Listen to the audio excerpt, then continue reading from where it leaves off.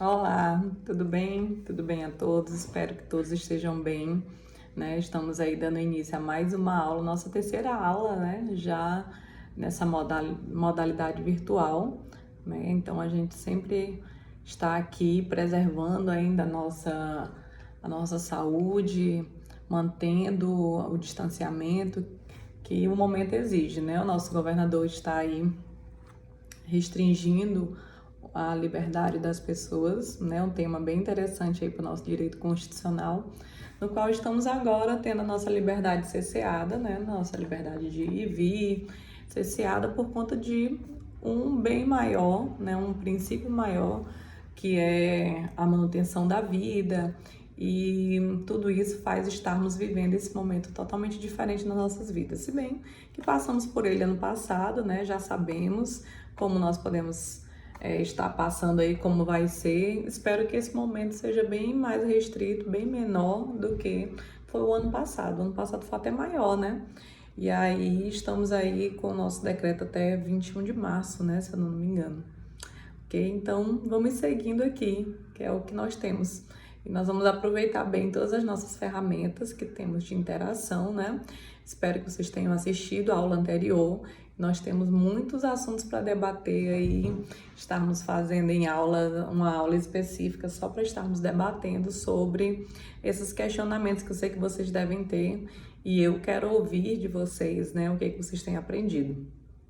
Ok? Então, na última aula, né, nós estávamos já falando sobre direitos fundamentais, direitos e garantias fundamentais, já meio que percorremos algumas características desses direitos, né? Já vimos que eles são históricos, eles são irrenunciáveis, eles são inalienáveis, imprescritíveis, eles são ainda limitados, né? Não existe direito fundamental absoluto, né? Nós discutimos isso também na última aula. Falamos que eles são históricos, né? Estão aí em decorrência de uma série de lutas históricas para a consolidação de cada um deles, e são universais, né? Não se destinam a uma única pessoa em específico, mas se destinam a todos de modo indiscriminado, né? Essas foram as características dos direitos fundamentais que listamos na última aula. Até falamos aqui também sobre essas correntes, né, que vão distinguir os direitos em três gerações ou dimensões, como nós podemos dizer. Direitos fundamentais de primeira geração, que são os direitos individuais, aqueles garantidos a todos em decorrência principalmente da Revolução Francesa, né, em que o Estado ele vem ser limitado, né, vem estar com sua vontade limitada para garantir que os direitos individuais fossem como os direitos de liberdade, da vida, direito de expressão, todos eles fossem garantidos a todos naquele momento, os direitos individuais. Direitos de segunda geração, chamados direitos sociais, no qual nós identificamos o direito ao trabalho, o direito à previdência, todos eles com uma conotação muito mais de grupo, de pessoa, de grupo, de aglomeração agora, né? Nós sabemos que foi a partir do século 20, 21, em que esses direitos surgiram, principalmente por conta da Revolução Industrial, como nós falamos na última aula. E aí esses direitos sociais passam a surgir, e o Estado agora, como já que no primeiro era uma atividade negativa do Estado de se abster dos direitos individuais, agora nós vamos ver o Estado com uma ação positiva, né? Ele tendo que garantir saúde, educação, moradia, direitos chamados os direitos sociais, que em decorrência da vida em coletividade, o Estado foi cada vez mais pressionado a estar trazendo esse tipo de direito e estar garantindo, melhor dizendo, esse direito para a população. Por fim, né, falamos aqui da corrente majoritária que divide em três gerações, né? Agora os de fraternidade, seguindo aí a lógica da Revolução Francesa, que está relacionado agora ao direito de paz, né? Ao direito ao esquecimento. O STF utiliza muito esse termo, né? O direito ao esquecimento, E no nosso material aí ele vai colocar o direito de paz, o direito ao desenvolvimento, o direito ao meio ambiente, o direito à propriedade, ao patrimônio, ao próprio patrimônio comum da humanidade e o direito de comunicação, direitos de terceira dimensão.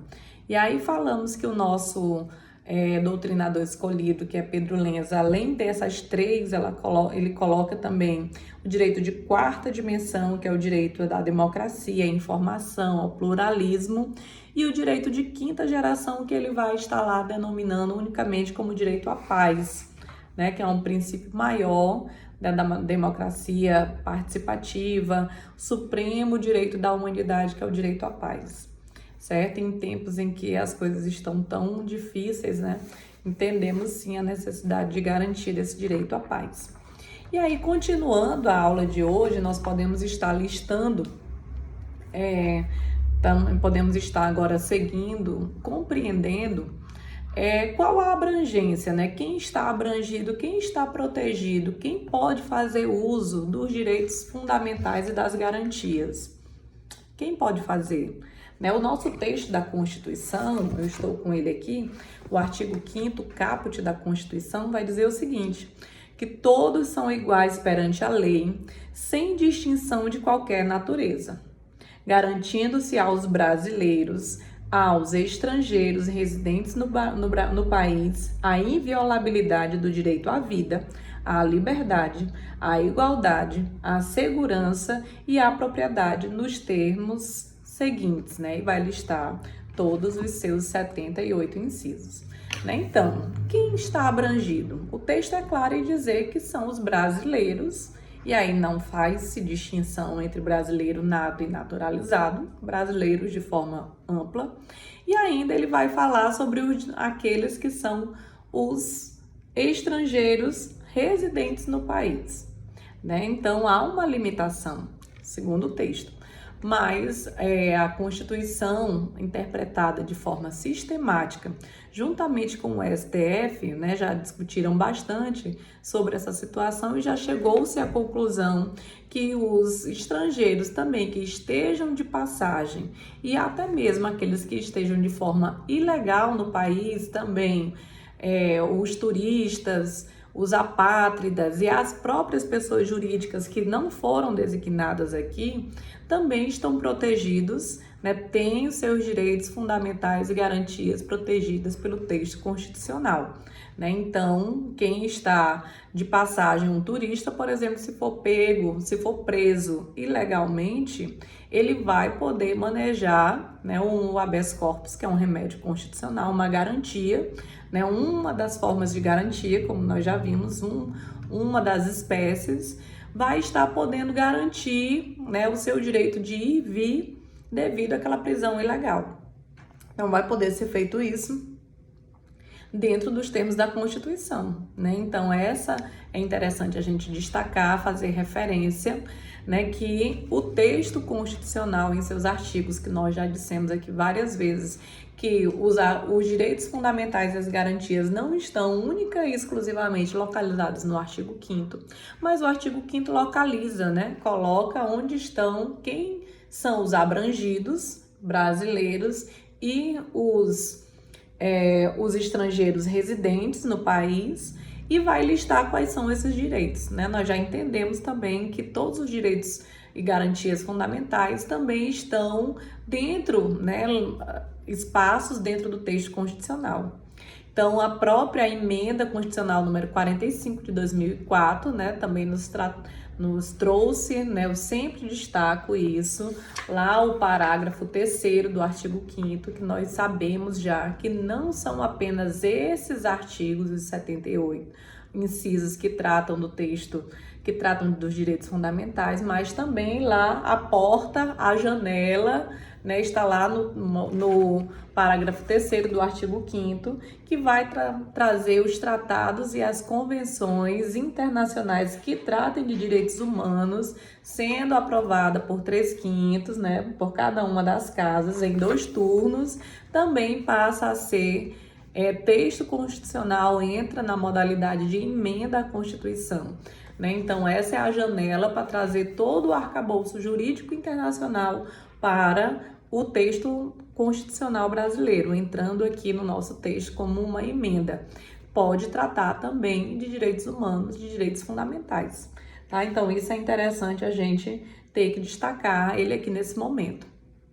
Então, seguindo, né? Qual é a aplicabilidade? Qual a aplicabilidade das normas definidoras de direitos e garantias fundamentais? Nós já sabemos, né? Nós já tratamos isso na última aula, que as normas, o parágrafo 1º, também do artigo 5º, vai dizer que as normas definidoras dos direitos e garantias fundamentais, eles têm aplicação imediata, né? Então, a aplicação delas é imediata.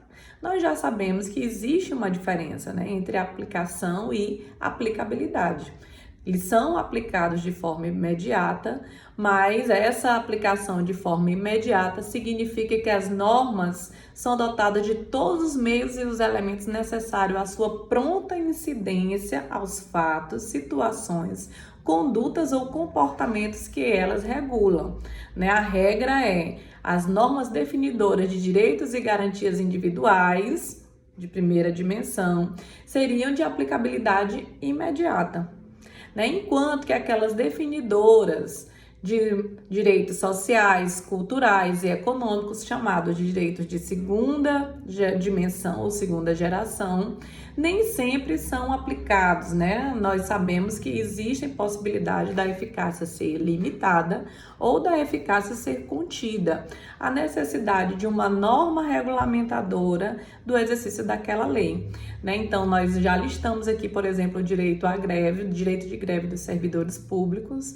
que é uma norma de direito fundamental que trata sobre direito social, né? Direito de greve dos trabalhadores. Isso nos demonstra que quando nós, é bem interessante a gente lembrar, quando tratarmos de normas que tratam de direitos individuais, norma de aplicabilidade imediata. Aplicabilidade imediata, né, direta. Já quando trata de direitos fundamentais individuais, que tratam, melhor, de direitos sociais, nós vamos ter algumas situações de aplicabilidade indireta. E aí vai entrar, né, aquilo que nós tratamos na última aula, na penúltima aula, de algumas leis que têm eficácia limitada e eficácia contida, certo? Mas já enfrentamos esse tema aí, ok? Então, seguindo, o nosso texto, ele vai tratar ainda sobre a eficácia, né, dos direitos fundamentais. Qual a eficácia? A eficácia horizontal dos direitos fundamentais e a eficácia vertical. Esse é um tema bem interessante que, quanto ao particular, quanto ao Estado, né, essa norma, a eficácia vertical, né, trata particular e Estado, nós sabemos que os direitos fundamentais, eles são aplicados sim, né? Lógico, eles foram criados para isso, para limitar o poder. Então, nas relações particular e Estado, ou Estado particular, nós temos a eficácia vertical dos direitos fundamentais. Foram criados e pensados nessa necessidade do homem de, com o direito, manter o Estado, ou limitar, ou organizar, ou definir a postura do Estado. Já com relação a eficácia entre particular e particular, já se tem alguma dificuldade de se compreender. Por exemplo, nas relações privadas, se os direitos fundamentais são aplicados. Por exemplo, quando eu estou a empregar alguém, né, eu como empregadora, eu sou obrigada a contratar o melhor ou aquele que eu mais me agradei. Em algumas situações, é claro, por exemplo, eu não poderei demitir alguém porque ele é negro, né? Não poderei demitir alguém porque ele é lésbico, é uma lésbica, né? Melhor dizendo, ou alguém porque ela é gay, porque aí as normas de direito já temos claridade, né, que elas irão me punir, porque eu estarei tratando nesse momento estarei apontando nesse momento uma forma de discriminação. Mas em alguns momentos essa situação se torna um pouco turva, né? A gente já consegue encontrar algumas dificuldades sobre a afirmação. Se esses direitos fundamentais têm aplicabilidade, têm uma eficácia horizontal ou, né, pessoa para pessoa, eficácia privada ou externa. E é isso que nós vamos tratar no próximo bloco, tá? Não me deixa não, fica por aí.